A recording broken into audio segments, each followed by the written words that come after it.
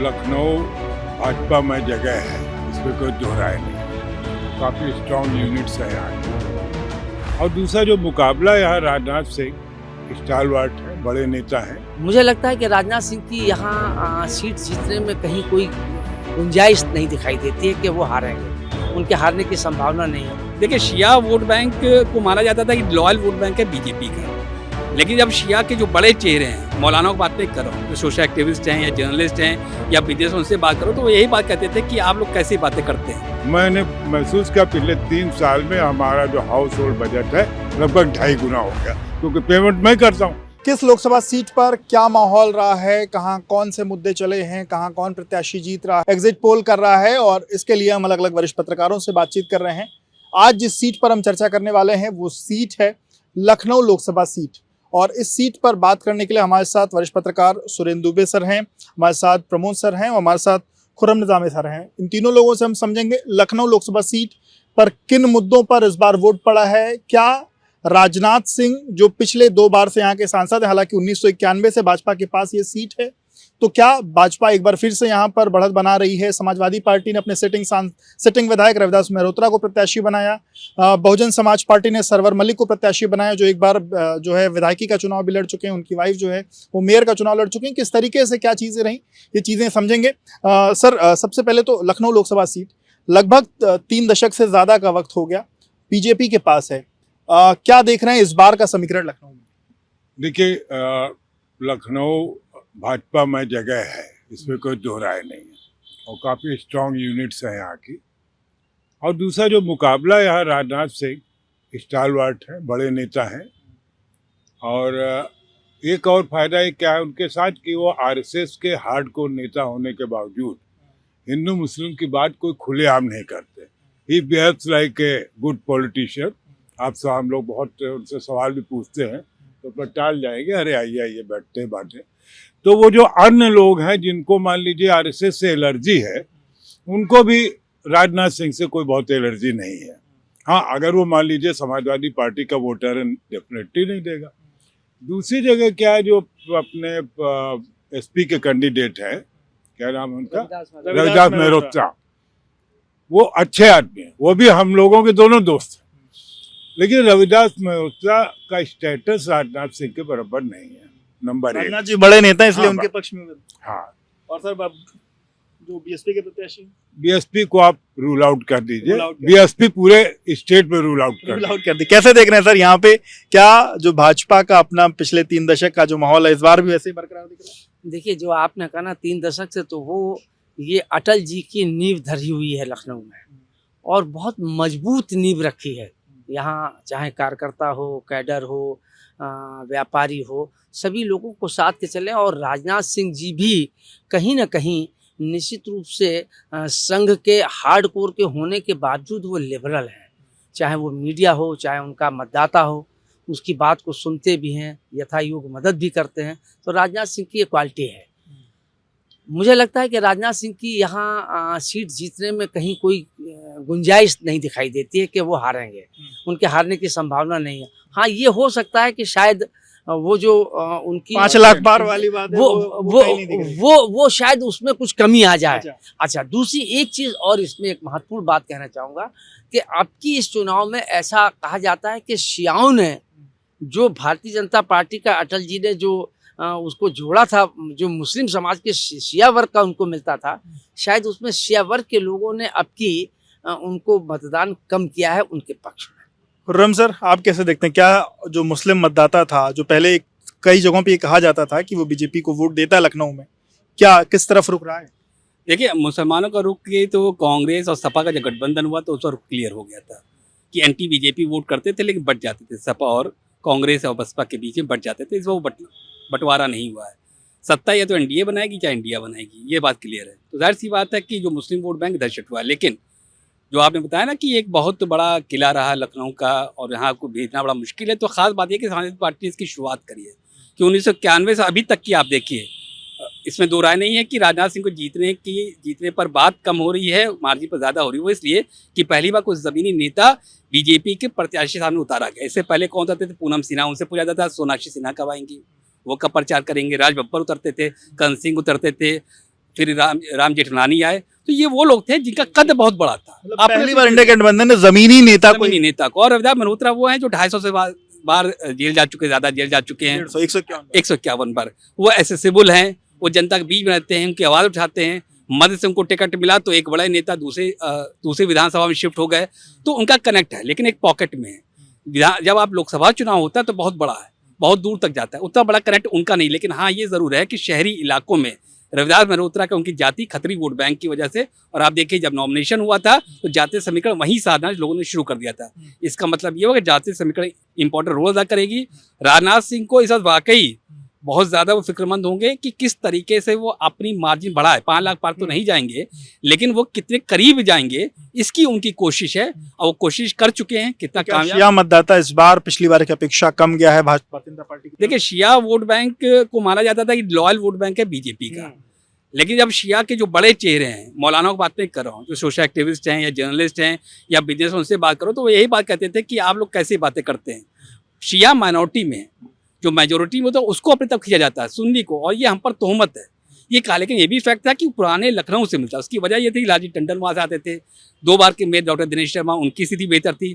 फिर राजनाथ सिंह का अपना जो मिजाज था, जो बात करने का सलीका था, तरीका था, सुख दुख में शामिल होने का, किसी भी शख्स को उनसे मिलना हो, अगर मौलाना खास तौर से वो मिलते थे, कलवे जवाद उनसे खफा भी होते थे, उनसे खुश भी होते थे, ये सब चलता रहता है, नरम गरम वाला मामला।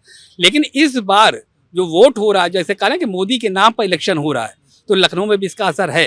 अगर गठबंधन एक तरफ कि सपा और कांग्रेस एक साथ आई है, तो जो लॉयल्टी, अगर शिया वोट बैंक की लॉयल्टी है तो साबित हो जाएगी इस बार, और अगर इस वक्त लॉयल्टी नहीं है तो ये भी साबित हो जाएगी, तय हो जाएगा शिया वोट बैंक आखिर जाता किधर है। इस बार तय होगा शिया किधर जा रहा है। सर, क्या लखनऊ में, क्योंकि अलग अलग जगहों पे कैंडिडेटों के साथ नाराजगी है लेकिन मोदी से कोई परहेज नहीं, ऐसा कई जगहों पर देखा गया, क्या राजनाथ सिंह को लेकर के कैंडिडेट के साथ नाराजगी जैसा कोई बात कहने लायक है, ऐसा है? नहीं, देखिए, मोदी से नाराजगी है इस बार अलग, वो है मोदी से नाराजगी जहां जहां कैंडिडेट साफ सुथरे हैं उनके प्रति लोगों का झुकाव है, और राजनाथ सिंह से व्यक्तिगत नाराजगी नहीं है। मैंने कहा ना कि वो अभी जैसे उन लोगों ने कहा कि ये मल्होत्रा जो है बहुत काम करते हैं, बहुत जमीनी नेता है, हम सब लोग जानते हैं, लेकिन कितनी विधानसभा में उनकी रीच है।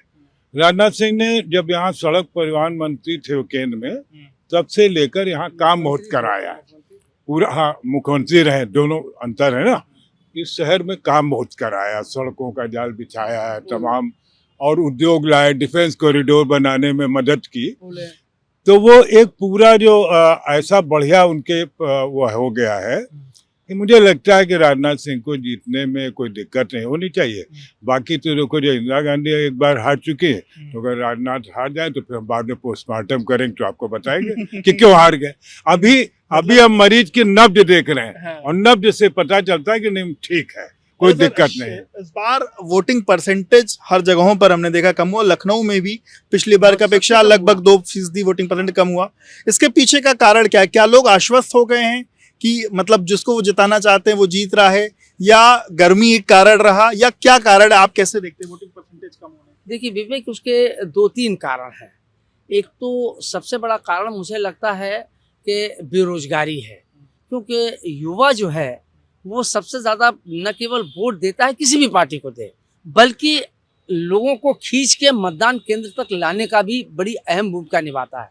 इस बार अगर आप देखें कि युवाओं की भागीदारी बहुत कम दिखाई दी, उनका उछल कूद कम दिखाई दिया, वरना कुछ रैलियां भी निकलती थी, कुछ पर्चियां पड़ती थी, कुछ लोग आते थे, लड़के लोग हुड़दंग काटते थे। अब की बिल्कुल बहुत शांत और नीरस चुनाव रहा। तो युवाओं की भागीदारी, ऐसा मुझे लगता है, कारण और भी हो सकते हैं, लेकिन मुझे लगता है कि युवाओं की जो भागीदारी, बेरोजगारी एक बड़ी समस्या रही, दूसरी महंगाई भी रही। महंगाई ने भी लोगों को, मध्यम वर्ग को कहा कि यार हम क्या वोट देने जाएं, हमारी कोई समस्या का समाधान नहीं होता, तो वोट दे के भी क्या करेंगे। ये तो कई बार कर चुके हैं, महंगाई हटा देंगे, लेकिन महंगाई बढ़ती जा रही है, पेट्रोल दाम बढ़ते जा रहे हैं, सिलेंडर के दाम बढ़ते जा रहे हैं घटने के बजाय, तो वो भी उनका वोट देने से कोई फायदा नहीं। तो मध्यम वर्ग भी अब की जो है वो उसने अपनी मिडिल क्लास शांत हो गया। हाँ, वो शांत हो गया और उसने मतदान से अपने को कहीं ना कहीं अलग रखा। जो लोकतंत्र के लिए चिंता का विषय है। बिल्कुल सर, क्या क्योंकि कोई भी चुनाव होता है इश्यूज पर चुनाव होता है, लखनऊ का लोकसभा चुनाव आपको क्या लगता है किन इश्यूज पर चुनाव हुआ? क्या इश्यूज थे या सिर्फ चेहरे मायने रखते थे? चेहरा तो मायने रखा है इस बार। राजनाथ सिंह 2 बार रह चुके हैं, हैट्रिक लगाने को दिक्कत नहीं है, वो एक अलग सी बात है। इश्यूज़ की बात करिएगा तो इतना ज़्यादा एड्रेस किया राजनाथ सिंह ने। एक तो ट्रैफिक जैम की बड़ी समस्या थी यहाँ पर, उसको एड्रेस किया है। मतलब आप 6 महीने के बाद आपको जाम की स्थिति नहीं होगी। मैं खुद जानकीपुरम में रहता हूँ, वहाँ से पॉलिटेक्निक आना, हजरतगंज आना एक जंग के समान होता है। लेकिन जो पुल लगातार बन रहा है उससे 10 मिनट में पॉलिटेक्निक पहुँच जाऊँगा, कोई दिक्कत नहीं होगी। एक तो ये। दूसरी बात, जिस तरह से लखनऊ फैल रहा है उसको एड्रेस किया गया। अगर उनके हाथ में होता तो शायद मेट्रो का सेकंड फेज कंप्लीट हो गया होता। तो उन्होंने इंफ्रास्ट्रक्चर बहुत ज़्यादा काम किया। लेकिन हाँ, अगर आप बात करिएगा रोज़गार बात करिएगा तो यहाँ थोड़ी सी बात सामने आती है कि कुछ ऐसी चीज़ यानी हुई से लगे कि रोज़गार बढ़े। जो इससे रोज़गार बढ़ा, जैसी सिटी वगैरह की बात करिएगा तो वो पिछली सरकार जो यूपी की रही है अखिलेश यादव की, उनके ज़माने में हो गया था। लेकिन चेहरा बड़ा है। देखिए, एक होता कि वोट तो करना है, किसको हम करें। उदासीनता जैसे आपने कहा, तो उदासीनता इस बार बिल्कुल यहाँ थी। महंगाई के मुद्दे पर आम जनता, मिडिल क्लास ने कहा क्या जब हर सरकार में महंगाई है तो सरकार को वोट करेंगे क्या, महंगाई तो होनी है। पेट्रोल का रेट आप जाइए, पेट्रोल पंप पूछिए, कह रहे भाई कम होगा, कहेंगे बस चुनाव खत्म हो जाए तुरंत बढ़ जाएगा। तो ये सब बातें ही है। लेकिन जिन्होंने पर्व में हिस्सा लिया उन्होंने राजनाथ सिंह को वोट किया, उन्होंने ज़्यादा देखा नहीं, ज़्यादा इधर से उधर।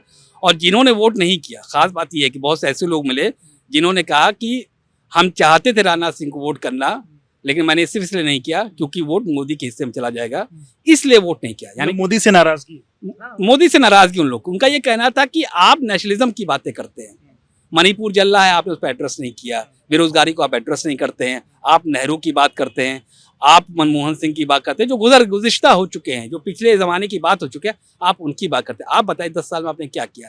अनएम्प्लॉयमेंट बढ़ती चली जा रही है, आईटी में प्लेसमेंट नहीं हो रहा, आईआईएम में प्लेसमेंट नहीं हो रहा, उसके बाद आप बात करते हैं सब कुछ अच्छा इश्यूज पर बात नहीं। क्यों सर इश्यूज पर बात नहीं, पर क्या आपको लगता है वोट इश्यूज के नाम पर पड़ा, चेहरे के नाम पर पड़ा?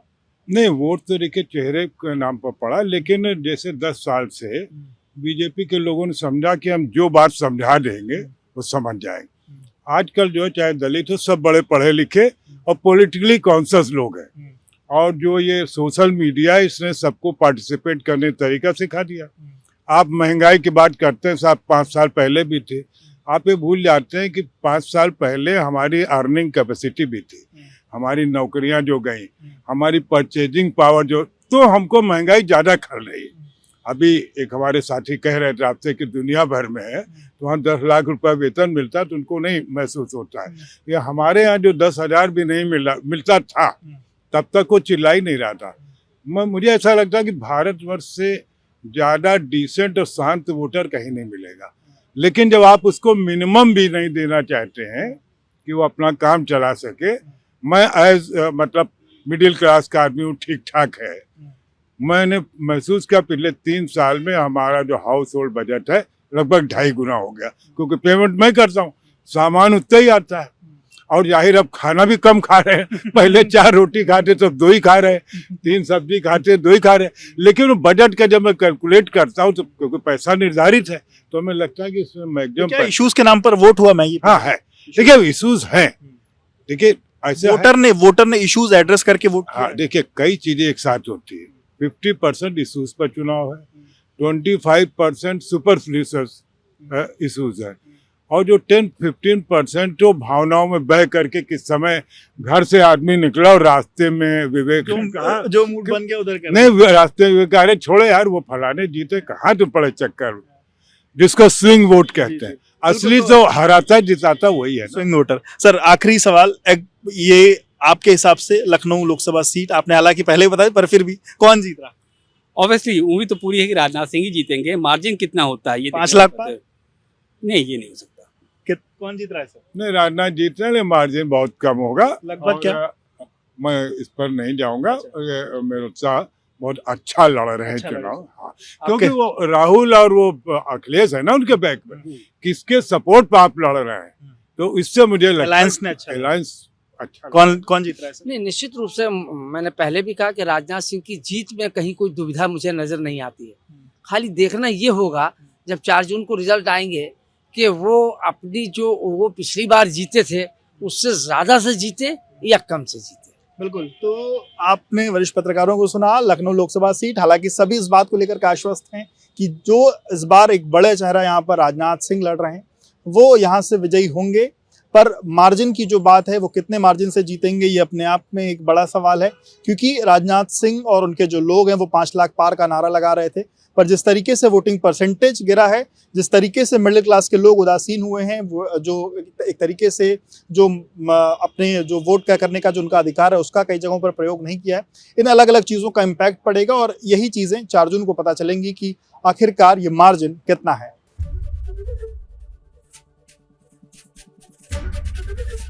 एबीपी गंगा, खबर आपकी, जुबान आपकी।